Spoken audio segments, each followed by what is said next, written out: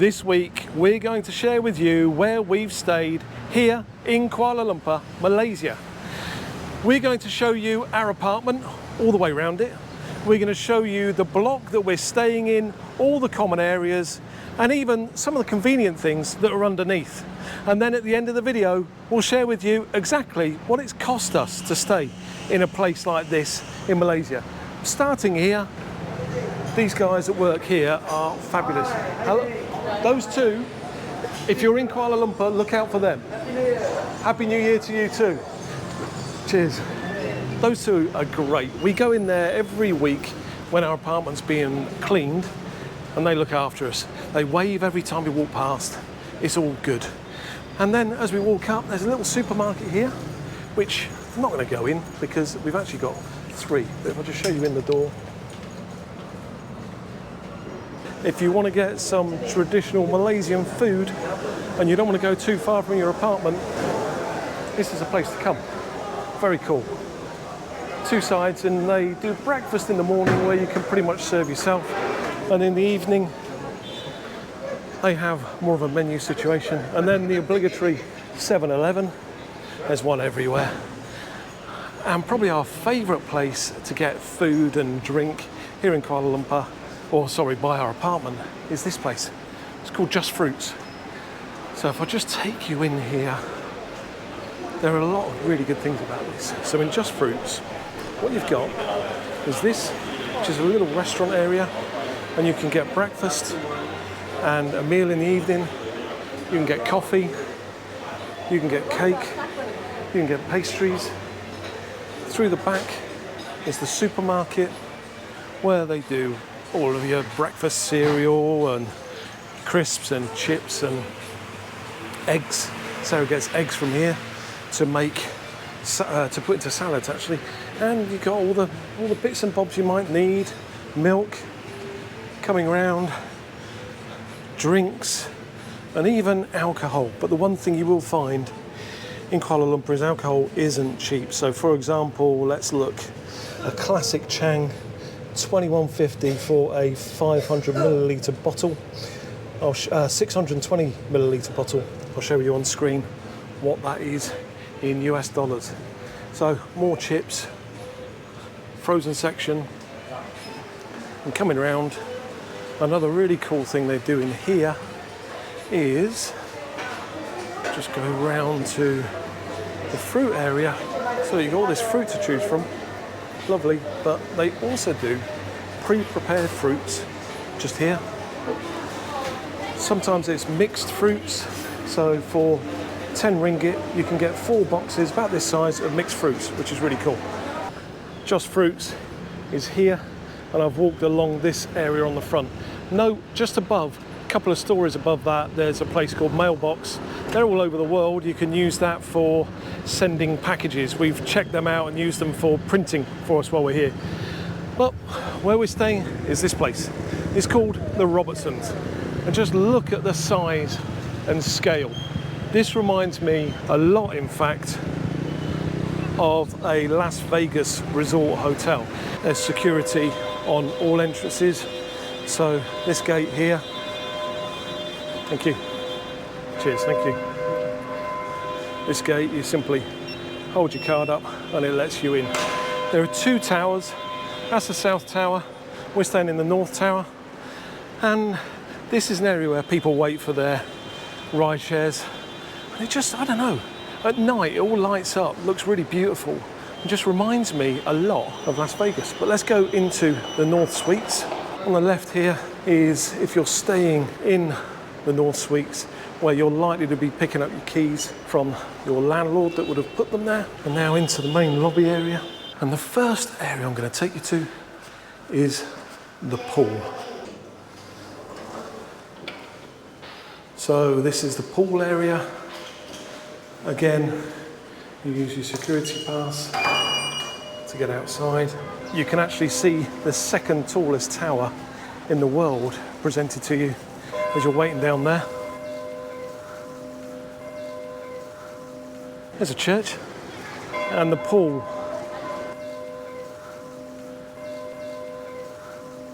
I don't know, 80 meters, I would say. You see there are kind of cabana areas. You don't reserve those. First come, first served. This is a little seating area. It's called the pool barbecue. And if you're not a big gym bunny and you don't want to be in the gym with everybody else, there's outside gym facility. There's lots of little common areas down by this pool deck. Almost too many for me to remember what's here, to be honest. We've not finished on the pool deck, but I'll show you this gym. There will be people in there because this is very much a living place. And I know a lot of people here use the gym regularly, so I'm not going to give you a real comprehensive look around.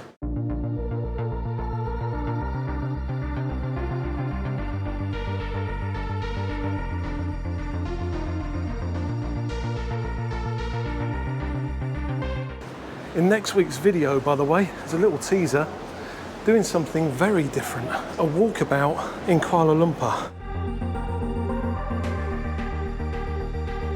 If I just look over this balcony, that's the entrance down there. Down to the corner where you can see that impressive structure, and also there's a Merdeka Tower over there, which is the tallest communication tower in the whole of Southeast Asia. So just a couple more areas to show on this level. A small climbing frame or jungle gym, and over there in the distance is a function room that I previously saw all set up for a wedding. Now, I know I may have sounded out of breath walking around making this video, but do cut me some slack, as I was running around in 35 degrees heat and my weather app clearly stated, and I quote, immeasurably high humidity. But on this level you can see there's even a putting green. I'll close out this video giving you a look around the very top of the apartment block up on the 42nd floor, while I'll also share with you what we spent for a month staying in this accommodation. But first, let's show you the actual apartment. A 2-bedroom on the 32nd floor with unobstructed views across Kuala Lumpur. At the entrance to the apartment there is a huge storage area to put bits and bobs that we needed for our days out around the city, and also a bench for putting on shoes and even a hook for my hat. The lounge area was really well designed, a nice big smart TV with fast internet router just below, and just some lovely homely touches. A cute sofa with cat prints, that's always going to be a winner for us, and a stool to put our feet up on. The perfect chill space for us. But when the chilling's over, it's time to get a bit of YouTube video editing done, and this is where you'll find me. And I also like to neatly stack all of my tech bits here too. And so to the kitchen, small but perfect for our needs. We even had a kettle to make coffee, and more importantly a great place that we could use to hide our wine collection. All the cups and plates that we needed, together with all the appliances that you would expect.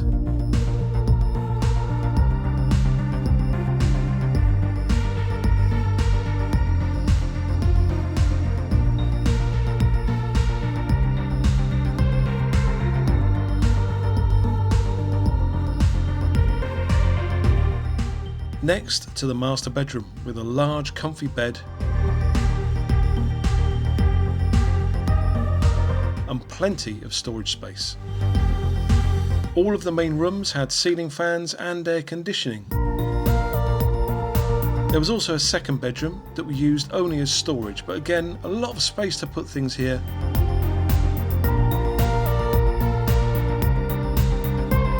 And that leads us through into the bathroom.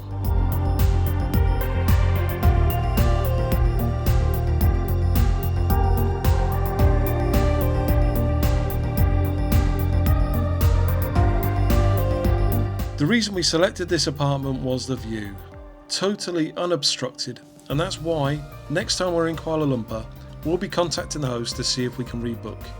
In a minute I'll tell you what we paid for the apartment, and remember, in the description below there's a link if you want to book this apartment yourself. And no, there's no sponsorship here at all, we get no kickback, we just know a good thing when we see it.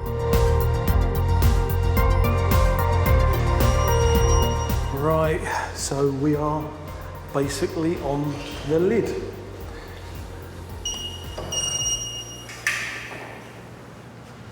Look at this. Another nice chilled area, and a pool, which is actually a whirlpool as well.